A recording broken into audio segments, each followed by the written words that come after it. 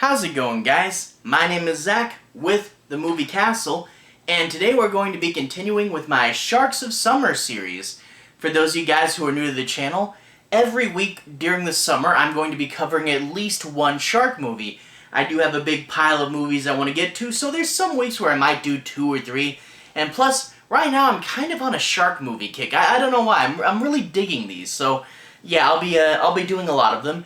And if you guys want to see what I've already done of Sharks of Summer, at the end of this video, there'll be a playlist that pops up, and you can click that and see all the shark movies I've reviewed so far, and we'll be adding to that as the summer goes on. But anyway, today we're going to do something really cool and crack open this, the Meg-A-Shark Attack. Meg-A, you know, like the Meg, but anyway, Meg-A-Shark Attack Pack, 8 movie collection. And we have the entire Shark Attack trilogy on here. Now, I didn't know too much about this series of films before I saw this, but I saw I had all 3 here, and I thought, hey, let's go ahead and dig into this. Today we're going to be talking about the first one in the series, so that's cool. Shark Attack from 1999, directed by Bob Medorsky, and stars Casper Van Dien, who you guys may know from Starship Troopers, which I will get around to reviewing that series eventually. That's a pretty cool series, and I want to do all of them. I'll get to that, hopefully relatively soon. But anyway, let's go ahead and dive right into the plot. I'm not going to be doing any major spoilers, but I do want to say my piece on a few plot points, and I do want to make sure you guys have a basic understanding as to what this movie's about. So let's go ahead and dive into the plot. We meet this diver who gets out of the water and changes his watch, that'll come in important later, and starts to send Casper Van Dien, his old friend, a message. But before he finishes the message, he's attacked. He's cut and thrown into the water, and the sharks feed on him, and he's dead. Casper Van Dien gets the message, but it's incomplete, and he doesn't really know what his colleague had stumbled upon, or really what's up, and he doesn't know that his colleague is dead. So he goes down to where his colleague was working, which is on the African coast, and you find that this region is actually suffering a bit of a hardship. You see, sharks have been increasing their attacks. There's been way too many shark attacks, and no one really knows why. Is it the nearby university doing something? Is it a natural phenomenon? We don't know. But what we do know is the shark attacks are ruining the local economy. Well, I'm making this video in 2021, and we quite recently have learned that a great number of crazy things can ruin the economy, so why not sharks? The sharks have been attacking people. There's been less tourists to visit the local businesses, you know, restaurants or scuba diving shops, and in general, people stay away when there's a bunch of sharks, and without patrons, the places are starting to close down, and the landlord businessman character is collecting up all the businesses from them, and things are shutting down, and it's not doing too good for this little town here. So, all that's going on. He goes to the university, and they say, "Oh, you're here for the funeral, you're a day late. You know, you missed it." And he goes, "Funeral? What funeral are you talking about?"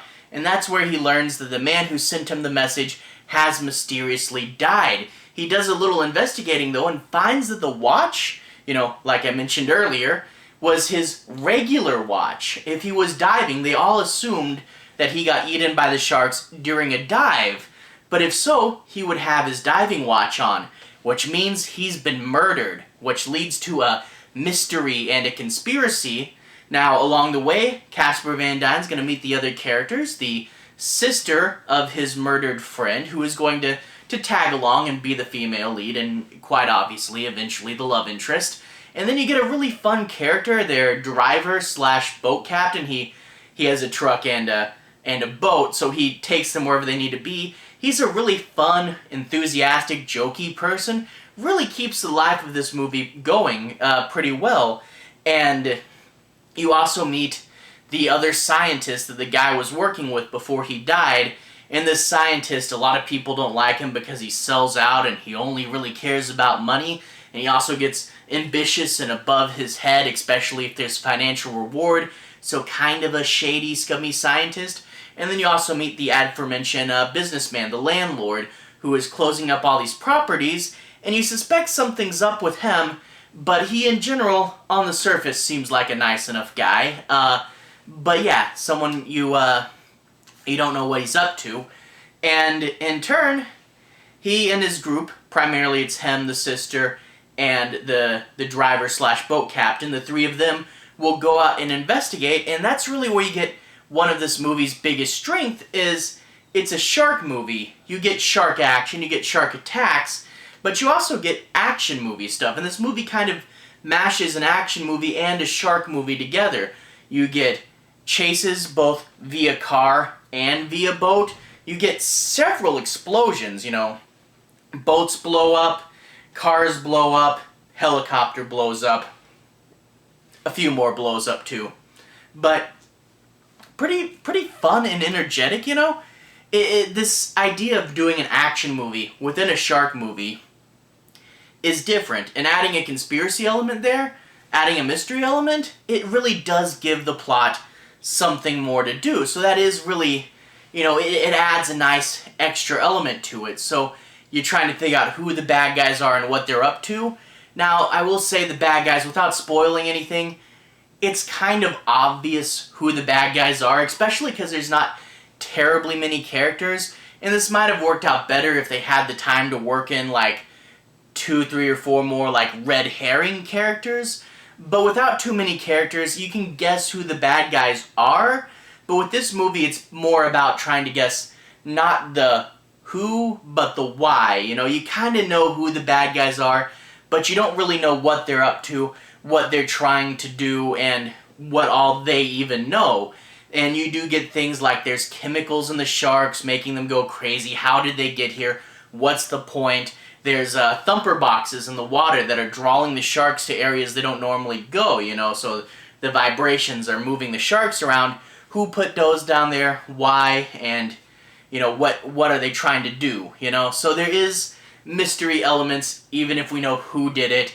We don't know what they're trying to do. So it is interesting enough, and it adds a lot to the shark movie. You know, you get your standard shark movie stuff, but you get mystery and action.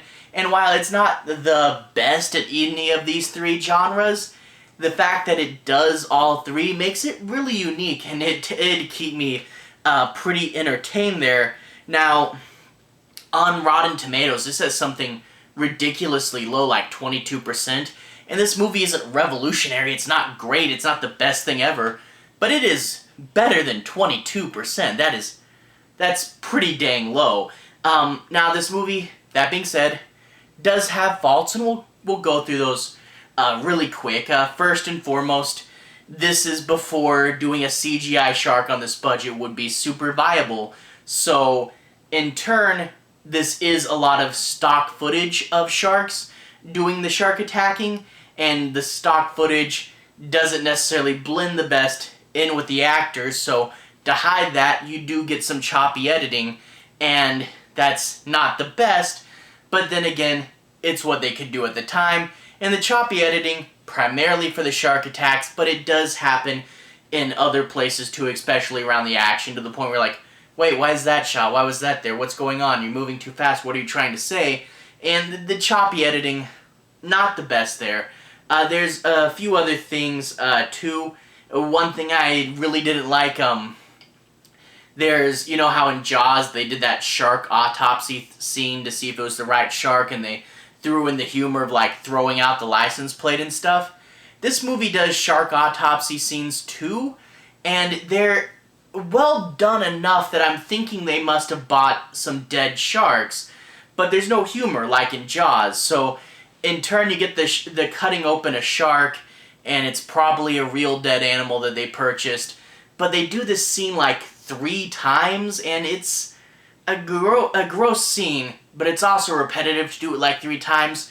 But that being said, they are scientists, so if you're a scientist, cutting open dead animals is one of the things you have to do, but it just kind of got redundant, you know, and there wasn't the humor that kind of relieved the situation like they did in Jaws with the autopsy scene.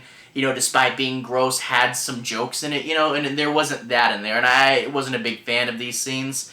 So yeah, choppy editing, didn't like the repetitive nature of that, and the mystery is super obvious, and other than that, none of the things that it does, it's not the most revolutionary shark movie, it's not the most revolutionary mystery movie, and it's not the most revolutionary action movie, but the fact that it blends them all, I did like that. And I've been watching a ton of shark movies lately, and I can really appreciate an original effort. The characters were good enough, especially the driver, and it's always good to have your Casper Van Dien there. And I guess that's what I will say is, this isn't the biggest and the best movie, but it's a fun watch. I watched the whole thing, I wasn't really bored, and whenever I was interrupted, because I watched this at home obviously, whenever I was interrupted I was like, grumble, I don't want to do this, I want to watch my shark movie. And that sort of gut impulse is really what tells you that it's a good movie. It wasn't super investing or super revolutionary, but I did want to keep watching it, So this isn't, the movie you're going to want to go out and tell your friends, like, right away, you have to go see this right now. But if you're with your friends, the lazy Saturday afternoon, if you want to watch a fun shark movie with explosions and chase scenes as well, it's pretty fun. Not the biggest thing, not the best thing, but really fun, and I did like it, So it's not a critical darling, obviously. But does it deserve 22% on Rotten Tomatoes? No way. It's a fun, lazy Saturday afternoon movie.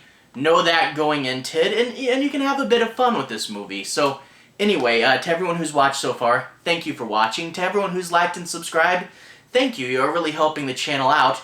I'll put a relevant playlist on the bottom. If you want to see more, you can click right there and see more. Should be my shark movies playlist. If you want to see some more shark movies I've reviewed, they're right there.